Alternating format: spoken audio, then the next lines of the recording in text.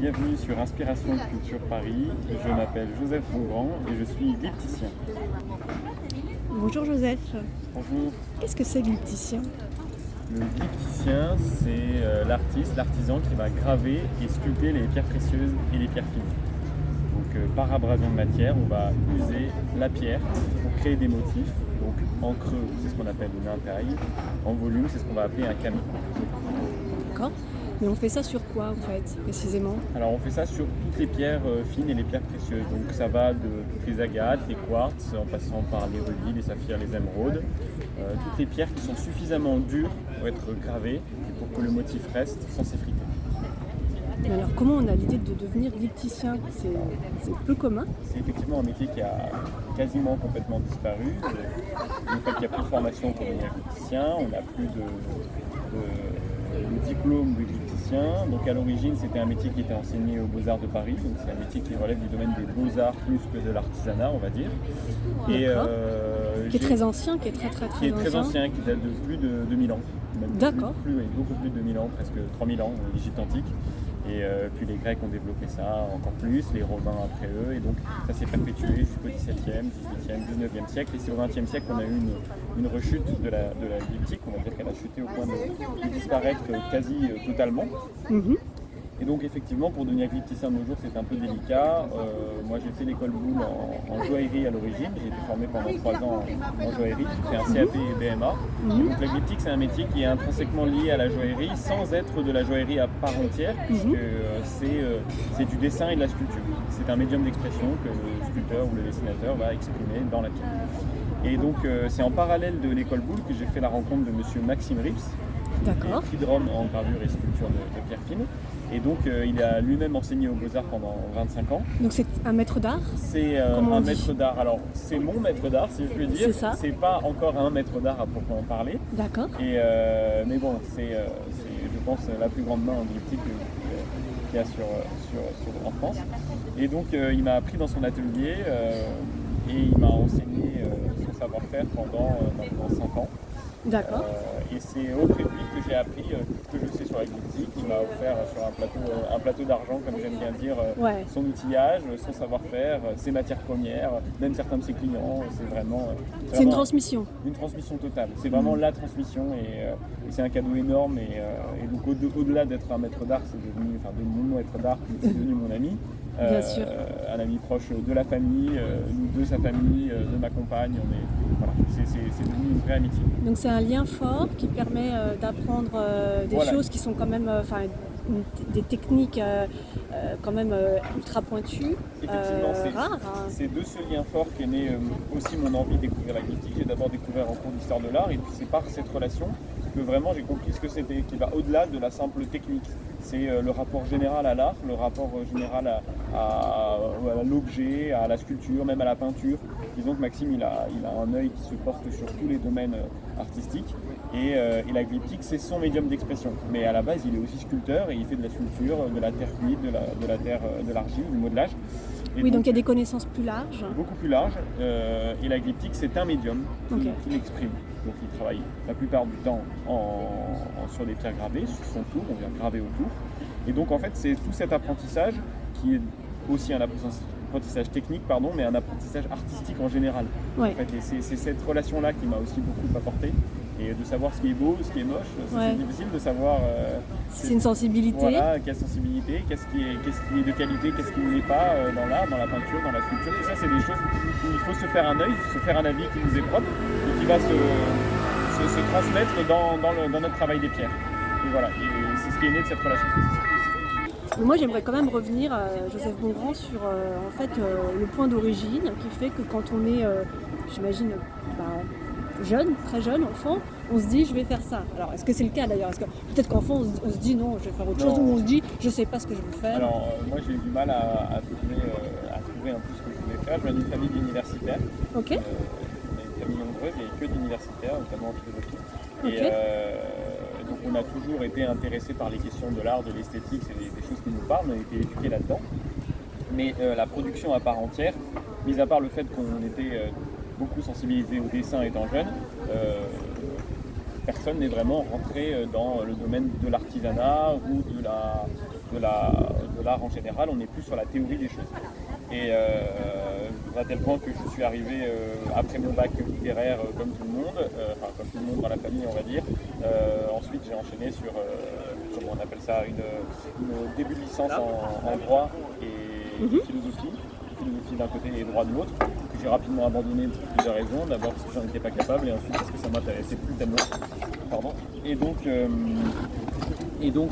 c'est pendant cette licence que je me suis rendu compte que j'étais pas tout à fait à ma place, qu'il fallait que je trouve un domaine qui me plaisait plus et qui était en lien avec ce que je voulais faire, et c'était toujours des choses manuelles. J'ai commencé avec un peu de coutellerie à droite à gauche, un peu de bricolage avec mon papa. C'est vrai que je restais beaucoup avec mon papa à l'extérieur et le goût de la production artisanale est venu un peu de là. Donc c'est pendant cette année cette première année de licence que je me suis rendu compte que j'étais pas tout à fait à ma place, et donc j'ai décidé de m'orienter et de rechercher avec les conseils de ma famille un domaine dans lequel je pourrais exprimer l'artisanat d'art et l'artisanat, même si je connaissais rien aux bijoux. Je viens d'une famille où on n'était pas du tout dans la bijouterie, absolument pas. Je pense que j'avais jamais vu de bijoux à part quand je suis arrivé à l'école. Et donc en cherchant des métiers techniques complexes et par curiosité un peu de l'aspect mystérieux de la joaillerie, et j'ai été amené à découvrir l'école Boulle, à passer les concours de l'école Boulle. Ça s'est bien passé et donc j'ai été pris à l'école Boulle, et là j'ai découvert la joaillerie, j'ai découvert ce que c'était que la vie d'atelier, ce que c'était qu'un atelier organisé pour faire ça et pas un atelier dans un coin d'une maison, vraiment accès à des outillages spécifiques. Et puis là, une passion qui m'a été prise surtout, c'est la passion pour la technique et l'aspect technique des choses, que ce soit la mécanique, que ce soit les matériaux, que ce soit les métaux, tout ça c'est quelque chose qui m'a intéressé autant que la technique artisanale. Vraiment la technologie m'a fasciné. Et, mais sur de l'infiniment petit, c'est ça qui est... Alors pas que. Ça m'intéresse surtout, je m'émerveille quand je vois dans une voiture rouler, je trouve ça incroyable. Je me dis comment c'est possible qu'on arrive à fabriquer une machine comme ça qui permet de nous déplacer à ces vitesses-là, une grue qui lève des tonnes. Ça m'émerveille de la capacité de l'homme à créer des choses. Alors, toute cette ingéniosité. L'ingéniosité et... Donc là on sent quand même le côté philosophique, parce qu'à chaque fois c'est ancré dans... dans l'art et la technique, c'est vrai que ce sont des notions qui... Mais il y a une idée de philosophie derrière. Et effectivement, et donc voilà, au milieu de tout ça, je me questionnais sur l'aspect irreproductible, si je puis dire, des objets et le sens des objets d'art aujourd'hui, le sens de l'artisanat. Et je me disais, mais pourquoi on fait ça? Pourquoi on fait exister des objets alors qu'on peut les reproduire de nos jours avec l'ordinateur, avec tout ça, tout est industrialisé. Et le sens du design, à quoi ça sert, tout ça. La question de à quoi ça sert, disons, voilà, on arrive à comprendre ce que ça peut produire chez quelqu'un, de voir un beau bijou, de voir... Mais à quoi ça sert de le faire à la main quand on peut le faire avec un ordinateur? Voilà, des choses comme ça. Est-ce que ça enlève la valeur à l'objet, des choses comme ça. Et c'est ce qui m'a amené aussi vers la glyptique.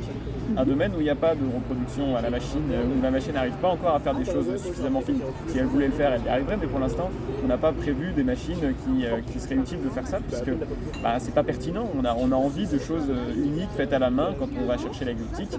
Et donc, c'est vrai que c'est un métier où je suis souvent en concurrence avec des machines, où on me propose il y a ça qui pourrait être fait en machine, ou ça qui pourrait être fait à la main.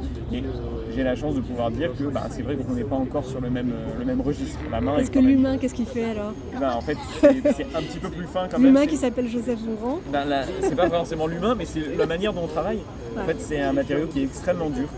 Et donc, pour user ce matériau avec précision, il faut un temps pas possible.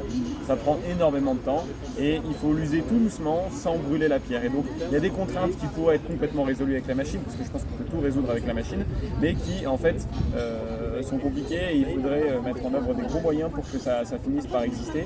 Et là, maintenant, il y a la question de la pertinence de produire une chose comme ça à la machine. L'humain, il va apporter sa sensibilité dans des motifs. Quand on va sculpter dans une pierre précieuse, c'est comme un tableau, une pièce qu'on va sculpter, on va apporter de notre personne dedans, c'est comme une sculpture. Et la sculpture, elle a d'intérêt que si elle a la sensibilité de la personne et elle a la vision d'une personne qui est transmise à l'intérieur. Donc voilà, c'est tous ces rapports-là de la difficulté de reproduire une pierre qui m'a beaucoup intéressé. Et le fait que c'est un matériau qui est extrêmement dur, qui une fois gravé, pendant 2000 ans, on retrouve encore ce même matériau intact parce que rien ne peut l'user à part le diamant. Et donc il y a cette espèce de marque. Rien ne peut l'user à part le diamant. Voilà, c'est-à-dire si par exemple on va graver un saphir, il y a une échelle des matériaux sur lesquels on va travailler qui s'appelle l'échelle de Mohs. C'est une échelle de dureté.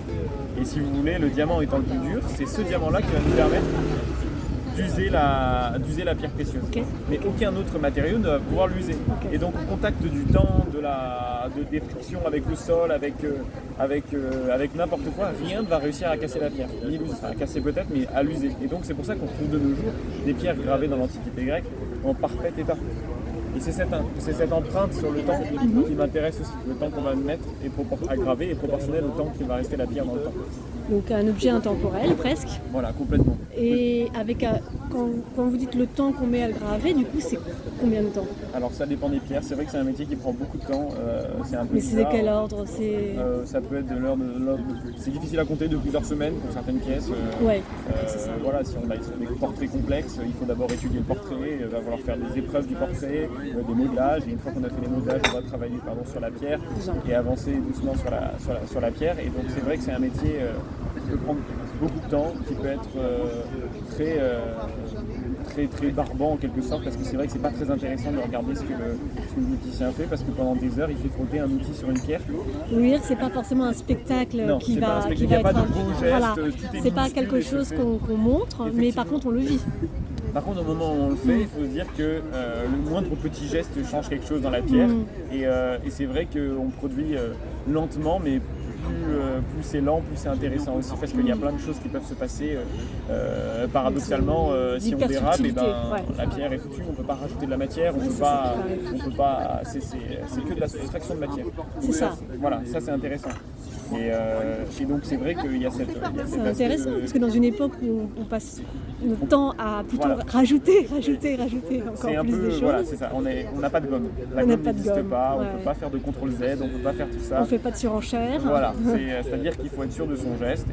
Et c'est cette pureté du geste que j'aime bien chercher, un peu comme on pourrait voir dans des métiers comme dans la peinture ou dans l'écriture. C'est cette ligne, cette pureté, le dessin. Tout ça, c'est très intéressant pour moi. Mais pour autant, tout ça, ça vit, puisqu'il y a quand même une réalité, une vie économique, et donc il y a des marques, il y a des produits qui sont intéressés par rapport à ça. Alors, enfin, oui. Je ne sais pas si c'est le bon mot, c'est pas une compétence, mais en tout cas c'est un savoir-faire. C'est un savoir-faire qui est, je veux dire, par chance, dans le sens où... Comment on fait pour... Voilà, aujourd'hui, en tout cas ça existe encore, c'est là. C'est là. Maintenant encore de nouveau, il y a un retour vers ça très important. Ouais. C'est un peu paradoxal, c'est parce que ça a disparu que maintenant ça nous intéresse beaucoup. Ouais. Et j'ai la chance de pouvoir en vivre parce que je suis arrivé au bon moment, parce qu'il y a eu ce retour-là et j'ai été formé au bon moment. Et donc il y a eu beaucoup de travail. Et donc maintenant, quand j'ai proposé mon savoir-faire sur Paris, j'ai eu du travail tout de suite. Merci beaucoup Joseph Bongrand. Je vous en prie, merci beaucoup.